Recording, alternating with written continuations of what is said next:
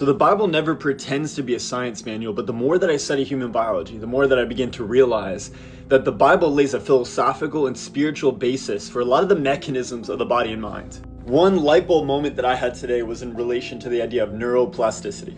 Whether or not you're a science person, believe in God, whatever, bear with me because I guarantee you're going to learn something. So neuroplasticity is simply the idea that we can create new pathways and neurons in our mind. Basically, that our mind can reshape and that we can change throughout our lives. When I think about this idea, it immediately brings me to the verse of not being conformed to this world, but being transformed by the renewal of our mind. So essentially, our brains are designed with a system in place to be able to do just that, to change our brain physically, and then as a result, our minds, our thoughts, our actions can transform. But my mind was really blown when I thought about that in relation to this next idea. And I promise it's all going to connect. The Bible often encourages us to be like a child, to have a childlike faith. Jesus says, "Let the children come to me, for such belongs the kingdom of heaven."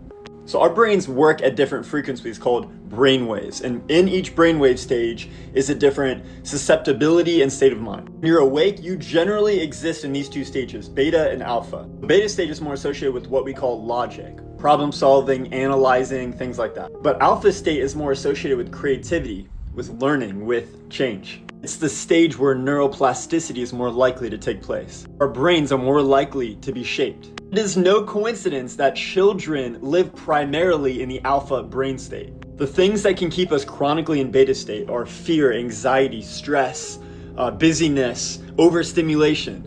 A lot of the products of the modern world, essentially. Because to truly experience God, to be transformed by Him, we can't be so up here. We have to come to Him like a child. Or in scientific terms, we will be stuck if we live only in the beta state.